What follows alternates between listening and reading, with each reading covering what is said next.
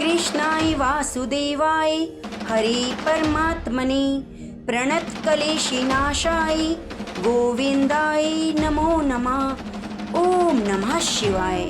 प्रेम से बोलिए लक्ष्मी नारायण भगवान की जय हो। प्रिय भक्तगणों, हिंदू धर्म में एकादशी का विशेष महत्व है और सभी विष्णु भक्तों को एकादशी का विशेष रूप से इंतजार रहता है। यह तिथि भगवान विष्णु को समर्पित है। वैशाख शुक्ल पक्ष की एकादशी को मोहिनी एकादशी के नाम से जाना जाता है। समुद्र मंथन के समय अमृत कलश निकला।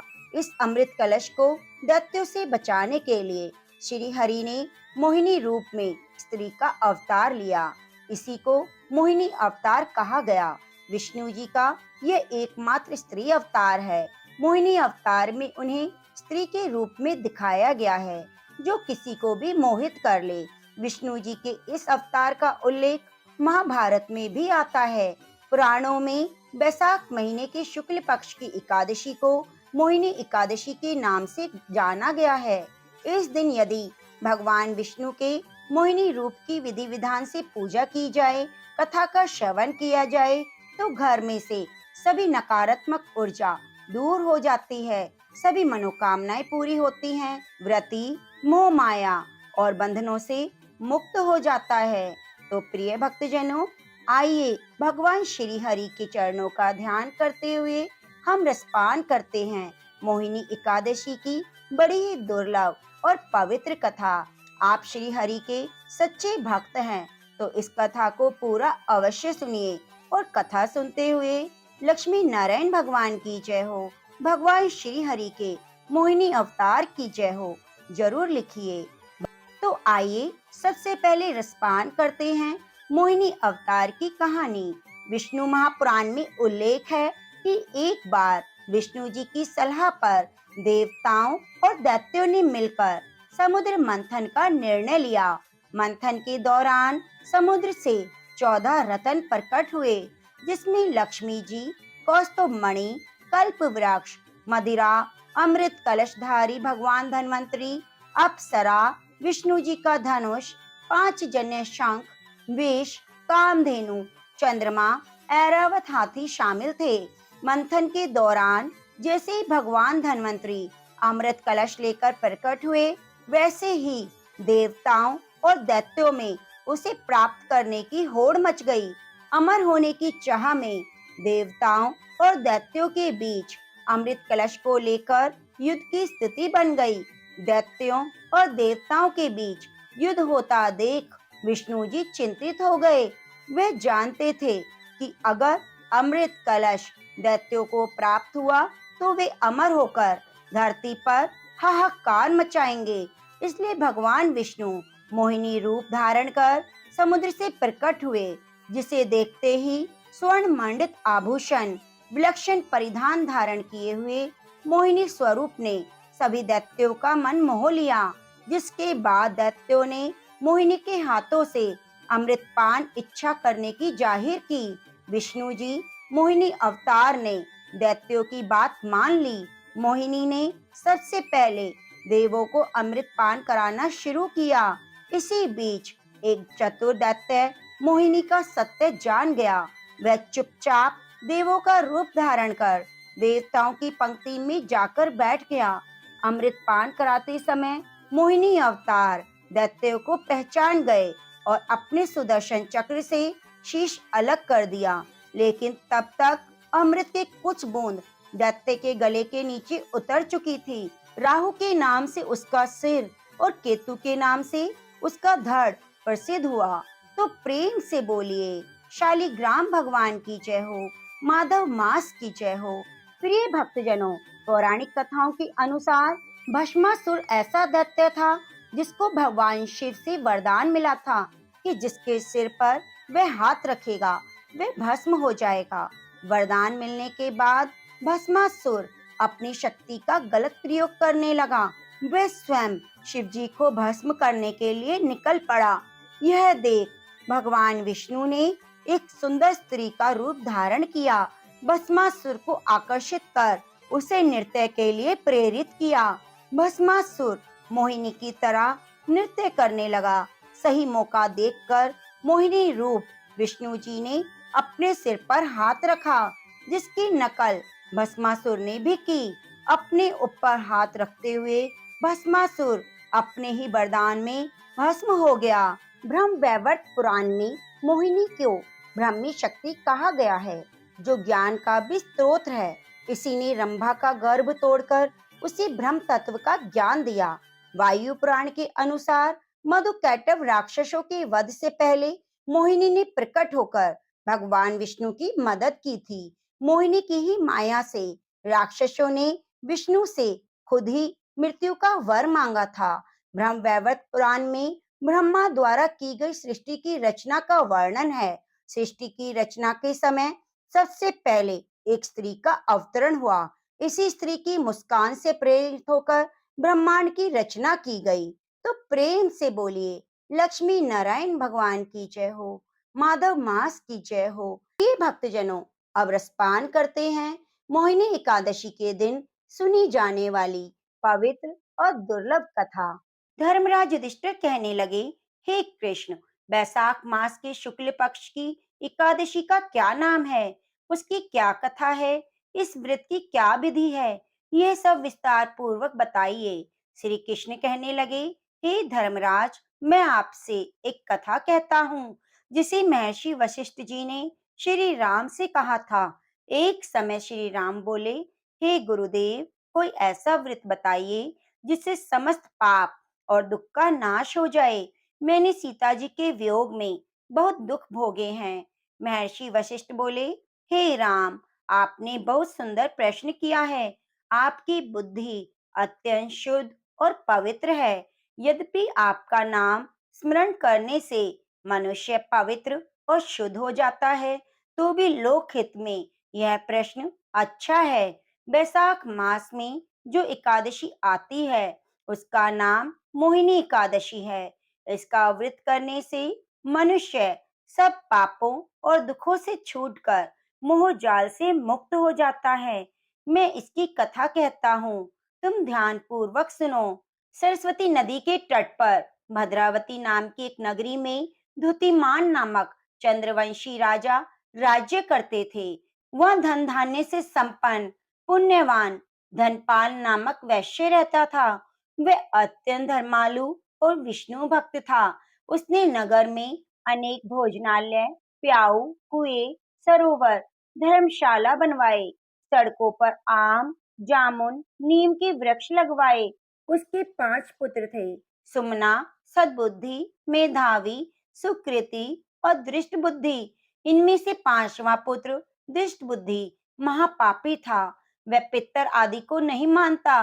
वह वैश्या दुराचारी मनुष्य की संगति में रहकर जुआ खेलता, पर स्त्री के साथ भोग विलास करता, मदमांस का सेवन करता।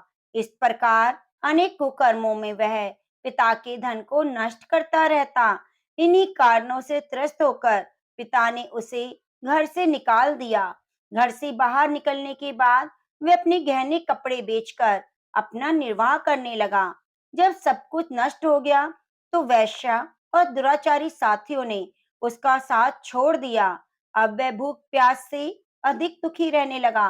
कोई सहारा न देख चोरी करना सीख गया।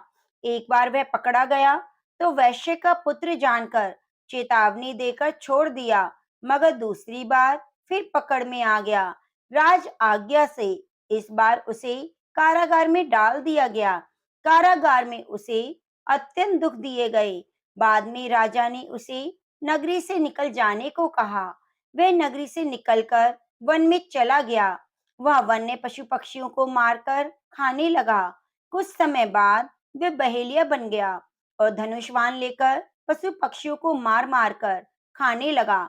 एक दिन भूख प्यास से व्यथित होकर वह खाने की तलाश में घूमता हुआ कौंडिन्य ऋषि के आश्रम में पहुंच गया।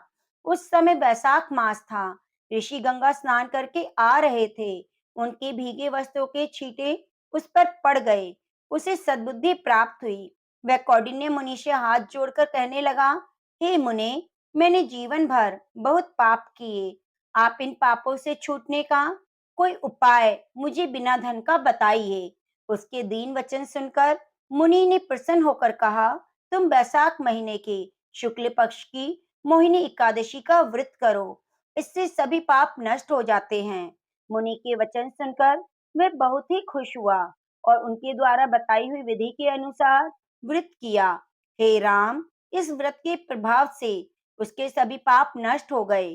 अंत में वह गरुड़ पर बैठकर विष्णु लोक को गया। इस व्रत से मोह आदि सभी नष्ट हो जाते हैं। संसार में इस व्रत से श्रेष्ठ कोई व्रत नहीं। इसके महात्म्य को पढ़ने सुनने से 1000 गोदान का फल प्राप्त होता है। तो हे राम, तुम मोहिनी एकादशी का व्रत जरूर करो।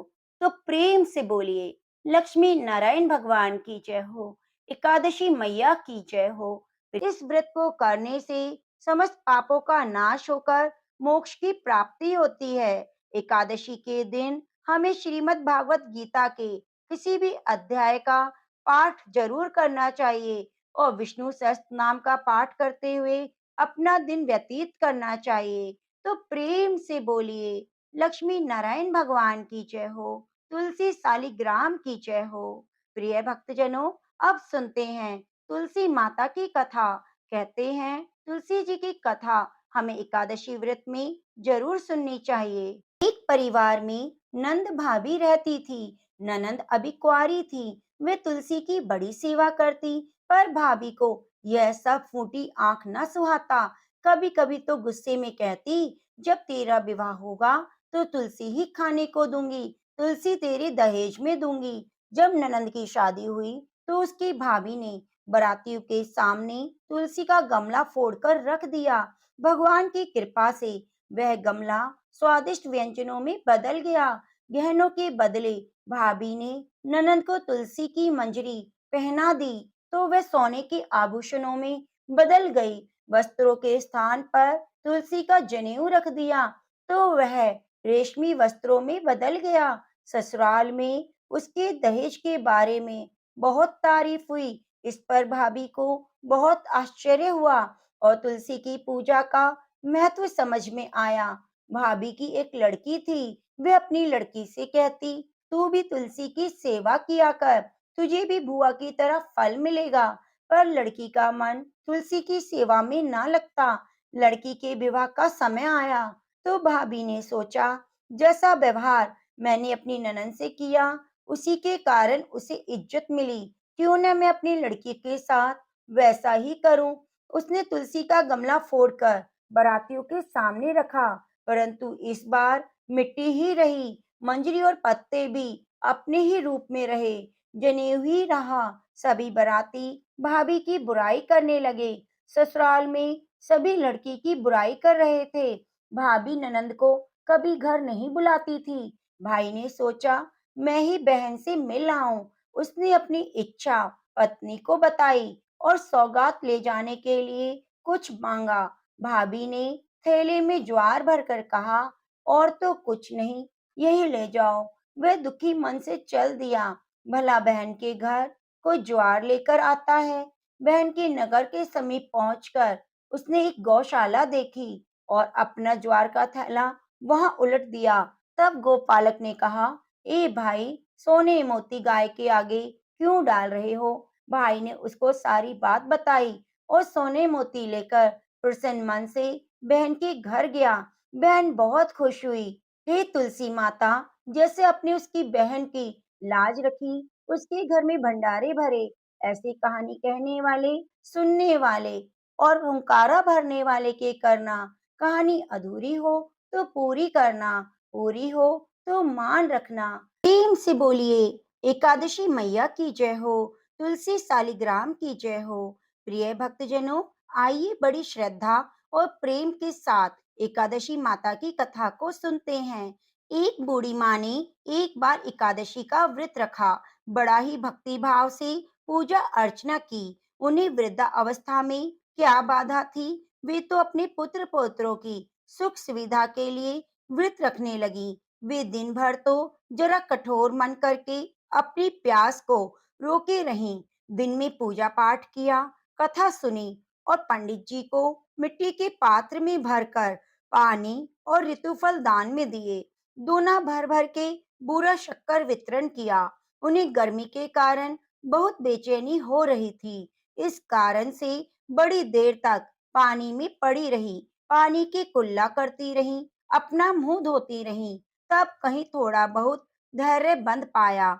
धूप तो बहुत तेज पड़ रही थी, इस कारण बार बार उनका मुंह सूख रहा था। बूढ़ी माँ बहुत बेचैन हो रही थी। एक तरफ बुढ़ापा, दूसरी तरफ ये भयंकर गर्मी। वृद्धावस्था की स्थिति तो कुछ दूसरी ही प्रकार की होती है। जैसे जैसे दिन कट गया, अब पहाड़ सी रात सामने थी। उसका कटना तो बड़ा ही कठिन दिखाई दे रहा था। खटिया पर पड़े शांति नहीं मिल रही थी। वे बार बार करवट बदल रही थी। अनेक बार बाहर जाती, भीतर आती, उन्हें घर के अंदर बाहर शांति नहीं हो रही थी। वे पड़ी पड़ी एकादशी माता का स्मरण करती रहीं। वे कहती रहीं कि हे माँ, आज मेरी लाज रखिएगा, आप मुझे शक्ति दीजिएगा, जिससे मैं भली भांति आपका व्रत रख सकूं, यह पहाड़ सी रात शांति पूर्वक व्यतीत हो सके।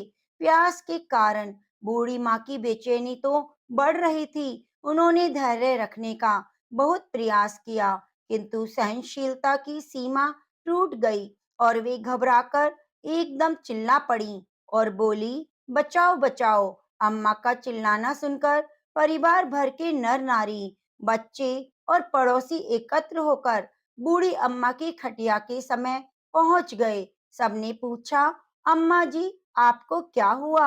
आप क्यों चिल्ला रही हैं? आप इस वृद्धावस्था में यह कठिन व्रत क्यों कर रही हैं? अम्मा जी, शक्ति से ही भक्ति होती है। थोड़ी ही देर में वे फिर से बोली, अरे हमारे तो प्राण निकले जा रहे हैं। मेरी छाती पर ठंडे पानी का घड़ा रख दो। नातियों ने दादी की छाती पर ठंडे पानी का पात्र रख दिया। तब कहीं उन्हें थोड़ा बहुत आराम मिला और थोड़ी देर के लिए उन्होंने अपनी आंखें बंद कर ली। एकादशी माता ने सोचा, ये बूढ़ी अम्मा है तो जरा जाकर इसकी परीक्षा लेनी चाहिए। वे आधी रात को मुर्गा बनकर टेर लगाने लगी। मुर्गे की आवाज सुनकर दादी जल्दी से उठी और बाहर जाकर आसमान को देखा, किंतु आसमान में उन्हें कहीं भी प्रातःकालीन तारा नहीं दिखाई दिया। वे सोचने लगी, यह मुर्गा क्यों और कैसे बोल गया? उन्हें प्यास तो लग रही थी। थोड़ा उनका मन भी विचलित हुआ, किंतु अंत में उन्होंने दृढ़ निश्चय किया कि मैं अब व्रत पूर्ण करके ही छोड़ूंगी, चाहे मेरे प्राण निकल जाएं। यह सोचकर वे फिर से खटिया पर स्थिर होकर लेट गईं। थोड़ी ही देर में एकादशी माता ने उनकी फिर से परीक्षा लेनी चाहिए। एक छोटी सी बालिका एक गिलास में शरबत लेकर उनके सिरहाने खड़ी हो गई और जोर से बोली, दादी जी, सवेरा हो गया, आप हाथ मुंह धोकर शरबत पी लीजिए। पहले तो शरबत का ग्लास देखकर उनका मन ललचा गया, किंतु अचानक व्रत का स्मरण हो आया और उन्होंने सोचा, मैं किसी भी प्रकार से अभी शरबत नहीं पी सकती, और वे शांति पूर्वक अपनी खटिया पर लेट गईं। थोड़ी ही देर में उन्हें ऐसा लगा जैसे किसी ने उन्हें पानी के कुएं में पटक दिया हो। वे बड़ी देर तक उस कुएं में हाथ पांव चलाती रही, किंतु उन्होंने अपने मुंह में पानी की एक बूंद भी नहीं जाने दी और वे दृढ़ता पूर्वक अपना व्रत पालन करती रहीं। थोड़ी ही देर में न जाने कहां से सामने आग जलने लगी, जिससे भारी गर्मी बढ़ने लगी। प्यास के कारण प्राण निकलने लगे, किंतु बूढ़ी अम्मा का कुछ भी वह नहीं बिगाड़ पाया। वे जहां की तहां मुस्कुराती हुई बैठी रही। थोड़ी ही देर में बाहर प्रकाश दिखाई देने लगा। ऐसा लगा जैसे सवेरा हो गया हो।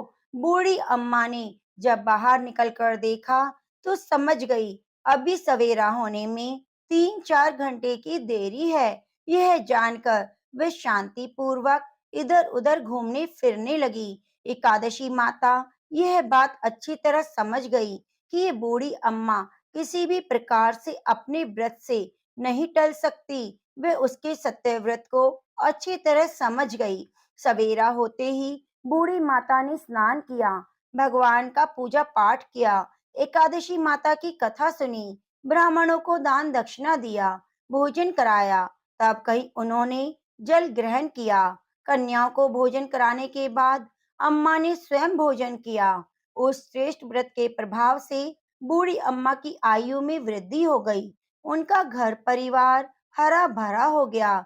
अब घर में किसी चीज की कमी ना थी। वे हर तरह से सुख साधनों से संपन्न हो गए। नाती नातिन से उनका घर भर भर गया। वे उसी दिन से 12 महीने की एकादशी का व्रत करने लगी। एकादशी माता के व्रत के प्रभाव से इस संसार में हर प्रकार के सुख भोग कर अंत में बैकुंठ धाम को चली गई।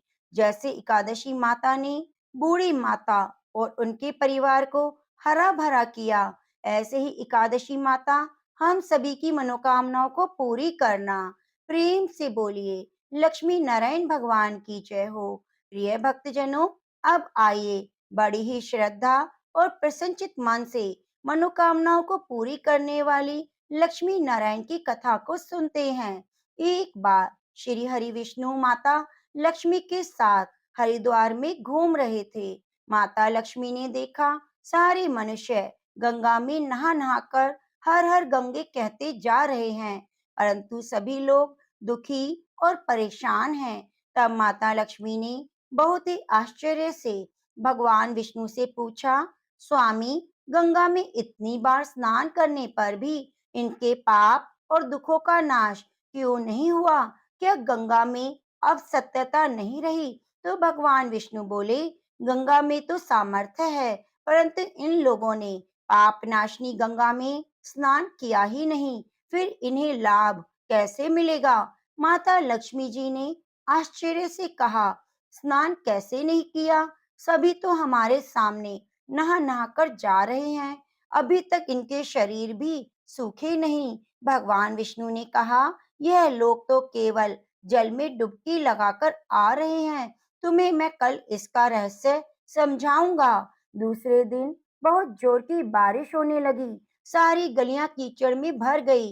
एक चौड़े रास्ते में एक बड़ा सा गड्ढा था। चारों तरफ कीचड़ भरी हुई थी। भगवान विष्णु ने लीला रची। वे स्वयं एक बूढ़े आदमी का रूप धारण करके उस गड्ढे में जा गिरे। लक्ष्मी जी को उन्होंने समझाकर अपने पास में बिठा दिया कि देखो, तुम लोगों को सुना सुनाकर यूं पुकारती रहो कि मेरे बूढ़े पति अचानक गड्ढे में गिर पड़े हैं। कोई पुण्य आत्मा आकर इनको बाहर निकाले, इनके प्राण बचाए, हम असहाय दंपति की सहायता करें। और भगवान विष्णु ने यह भी समझा दिया, जब कोई व्यक्ति गड्ढे में मुझे बाहर निकालने को तैयार हो, तब इतना कह देना कि मेरे पति सर्वथा निष्पाप हैं। इन्हें वही व्यक्ति छुए जो निष्पाप हो। यदि आप निष्पाप हैं तो हाथ लगाएं, नहीं तो हाथ लगाते ही भस्म हो जाएंगे।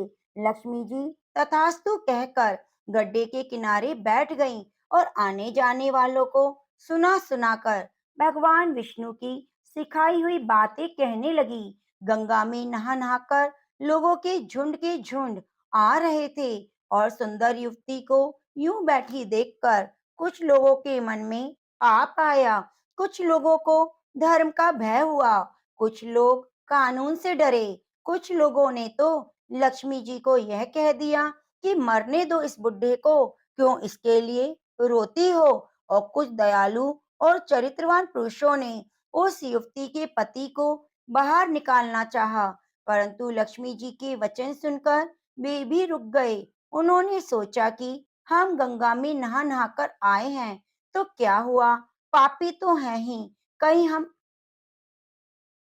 कहीं हम सहायता करते समय भस्म ना हो जाएं। उनके पास कोई व्यक्ति आए, परंतु किसी का साहस नहीं हुआ। सैकड़ों आए, सैकड़ों ने पूछा और चले गए। संध्या का समय हो चला। भगवान विष्णु ने माता लक्ष्मी से कहा, देखा, आया कोई सच्चे मन से गंगा में नहाने वाला। तब थोड़ी देर बाद एक नवयुवक हाथ में एक लोटा लिए हर हर गंगे कहता हुआ आया। लक्ष्मी जी ने उसे भी वही बात कही। युवक का हृदय करुणा से भर आया। उसने भगवान विष्णु को बाहर निकालने की तैयारी की। लक्ष्मी जी ने उसे रोककर कहा, भाई, यदि तुम सर्वथा निष्पाप नहीं हो तो मेरे पति को छूते ही भस्म हो जाओगे। उसने उस समय बिना किसी संकोच के लक्ष्मी माता से कहा, मेरे निष्पाप होने से तुम्हें संदेह क्यों हो रहा है?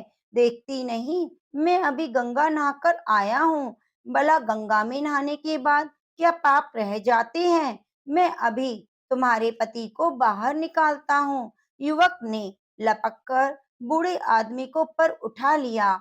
भगवान विष्णु और माता लक्ष्मी ने उसे अधिकारी समझकर असली रूप के दर्शन दिए। दर्शन पाकर वह निहाल हो गया। भगवान विष्णु ने माता लक्ष्मी से कहा, इतने सारे लोगों में से केवल एक आदमी ने ही गंगा स्नान किया। इससे पता चलता है जो लोग बिना श्रद्धा और विश्वास के केवल दंभ के लिए गंगा नहाते हैं, उन्हें वास्तविक फल प्राप्त नहीं होता। परंतु इसका मतलब यह नहीं कि गंगा स्नान व्यर्थ हो जाता है। गंगा स्नान का पुण्य बहुत है। गंगा आज भी उतनी सामर्थ्यवान है जैसे थी। प्रेम से बोलिए, लक्ष्मी नारायण भगवान की जय हो। पहले समय में एक राजा था।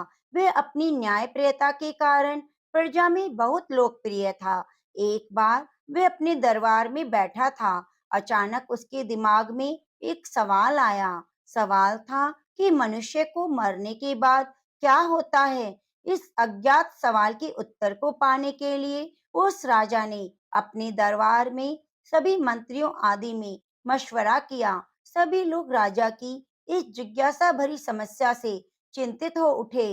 काफी देर सोचने विचारने के बाद राजा ने यह निर्णय किया, मेरे राज्य में ढिंडोरा पिटवा दिया जाए। जो आदमी कब्र में मुर्दे के समान लेटकर रात भर कब्र में मरने के बाद होने वाली सभी क्रियाओं का हवाला देगा, उसे 500 सोने की मोहरें भेंट की जाएंगी। राजा के आदेशानुसार राज्य में ढिंडोरा पिटवा दिया गया। अब समस्या आई कि अच्छा भला जीवित व्यक्ति कौन मरने को तैयार होगा। आखिरकार सारी प्रजा में एक ऐसा व्यक्ति उस काम को करने के लिए तैयार हो गया जो इतना कंजूस था कि वह सुख से खाता पीता और सोता नहीं था। उसकी राजा के पास पेश किया गया। राजा के आदेश अनुसार उसके लिए बढ़िया फूलों से सुसज्जित अर्थी बनाई गई। उसको उस पर लेटाकर बकायदा श्वेत वस्त्र से ढक दिया गया और कब्रिस्तान में ले जाया गया। घर में जाने पर रास्ते में एक फकीर ने उसका पीछा किया और कहा, अब तो तुम मरने जा रहे हो। घर में तुम केवल अकेले हो। इतना धन तुम्हारे घर में कैद पड़ा है। तुम मुझे कुछ धन दे दो। कंजूस के बार बार मना करने पर भी फकीर ने कंजूस का पीछा नहीं छोड़ा। बार बार कुछ मांगने की रट लगाए रहा। कंजूस जब एकदम परेशान हो गया तो उसने कब्रिस्तान में पड़े बादाम के छिलकों के ढेर में से मुट्ठी भर छिलके उठाए और फकीर को दे दिए। बाद में कंजूस एक कब्र में लिटा दिया गया। ऊपर से पूरी तरह ढक दिया गया। बस एक छोटे से छेद से सिर की तरफ इस आशा के साथ कर दिया गया कि ये सांस लेता रहेगा और अगली सुबह राजा को मरने के बाद का पूरा हाल सुनाएगा। सभी लोग कंजूस को उस कब्र में लिटाकर चले गए। रात होने पर एक सांप कब्र पर आया। छेद देखकर उसमें घुसने का प्रयत्न करने लगा। यह देखा कब्र में लेटे कंजूस की घबराहट का ठिकाना ना रहा। सांप ने जैसे ही घुसने का प्रयत्न किया तो छेद में बादाम के छिलके आड़े आकर बन गए। सुबह होते ही राजा और सभी नौकर बड़ी जिज्ञासा के साथ कब्रिस्तान आए। जल्द ही कब्र को खोदकर कंजूस को निकाला। मरने के बाद क्या होता है यह हाल सुनने के लिए कंजूस को राजा के पास चलने को कहा। तो कंजूस ने राजा के नौकरों को बात की थोड़ी सी भी नहीं सुनी। वह अपने घर गया। तमाम धन संपत्ति को गरीबों में बांट दिया। सब लोग कंजूस की अचानक दान करने की इस आदत को देखकर हैरानी में पड़ गए। उनके मन में सवाल उठने लगे। अंत में कंजूस को राज दरबार में पूरा हाल सुनाने के लिए राजा के सामने पेश किया गया। कंजूस व्यक्ति ने बीती रात सांप और बादाम के छिलकों की संघर्ष की पूरी कहानी कह सुनाई और कहा, महाराज, मृत्यु के बाद सबसे ज्यादा दान ही काम आता है। दान करना ही धर्मों में श्रेष्ठ है। तो प्रेम से बोलिए, राधा कृष्ण भगवान की जय हो। एक बार नारद मुनि ने पृथ्वी लोक पर राधा नाम की महिमा सुनी और सुना कि वह श्री कृष्ण की सबसे बड़ी भक्त हैं। नारद जी को लगता था कि वे श्री हरि के सबसे बड़े भक्त हैं। अपने मन की शंका का निवारण करने के लिए नारद जी श्री कृष्ण के पास गए। श्री कृष्ण जी तो अंतर्यामी हैं, समझ गए कि नारद जी के मन में क्या शंका चल रही है। श्री कृष्ण ने सोचा, नारद जी को राधा रानी के प्रेम और भक्ति का अनुभव कराना पड़ेगा। तब नारद जी श्री कृष्ण जी के पास आए और श्री कृष्ण जी को अपना सिर पकड़कर बैठे थे। नारद जी ने श्री कृष्ण से पूछा, प्रभु आपको क्या हुआ? तब श्री कृष्ण कहने लगे, नारद जी, मेरे सर में तो बहुत दर्द है। नारद जी ने पूछा, प्रभु आपके इस दर्द का निवारण कैसे होगा? तब श्री कृष्ण ने कहा, अगर कोई मेरा सच्चा भक्त अपने चरणों को धोकर उसका चरणामृत मुझे पिलाए तो मेरे सिर का दर्द ठीक हो जाएगा।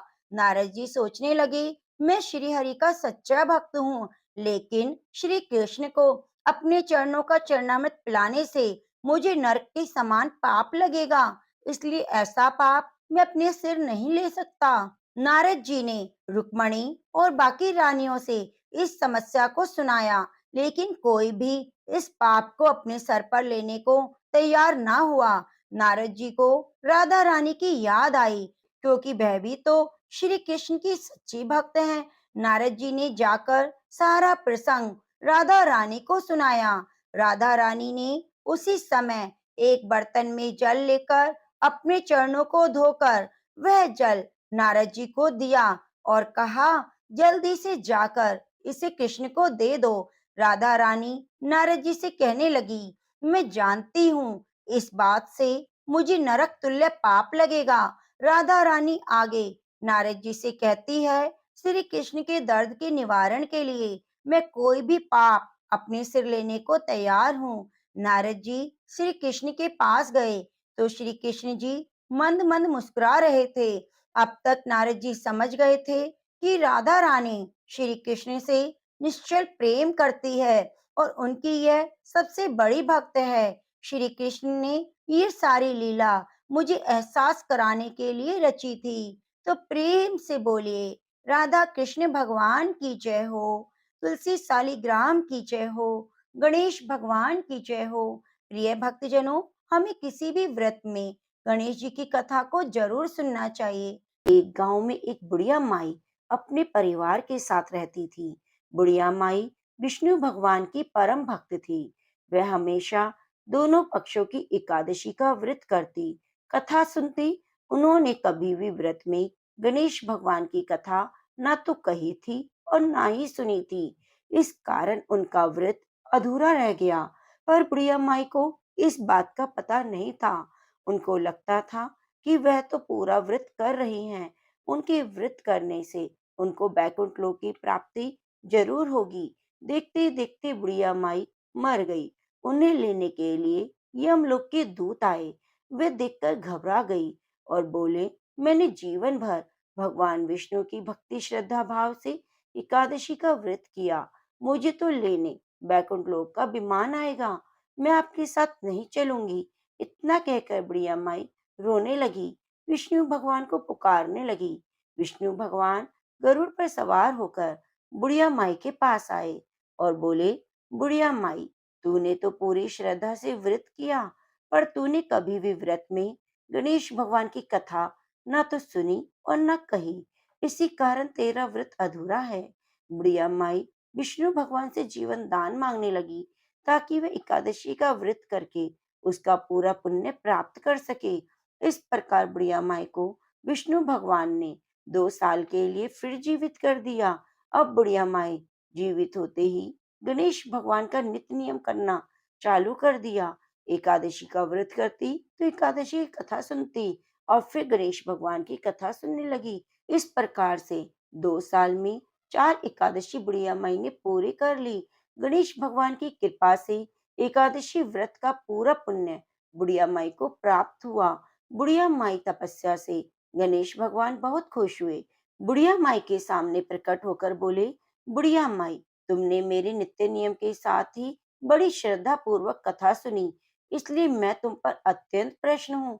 मैं तुम्हें आशीर्वाद देता हूँ कि जब तक ये पृथ्वी रहेगी, तुम्हारे इस तपस्या का गुणगान लोग करते रहेंगे। साथ ही एकादशी व्रत में तुम्हारी भक्ति की इस कथा को जो भी मनुष्य प्रेम पूर्वक सुनेगा, पढ़ेगा, उसको संपूर्ण फल प्राप्त होगा।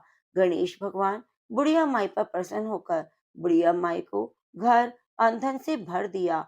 रिद्धि सिद्धि का वास हो गया और वे अंतर्ध्यान हो गए। 2 साल बीतने पर बुढ़िया माई की मृत्यु हुई। इस बार लेने उन्हें बैकुंठ लोक का विमान आया। बुढ़िया माई को पूरे मान सम्मान के साथ बैकुंठ लोक ले जाया गया। इस प्रकार गणेश भगवान की कृपा से बुढ़िया माई का घर अंधन से भर गया और मरने पर बैकुंठ लोक का सुख मिला। तो प्रेम से बोलिए, गणेश भगवान की जय हो।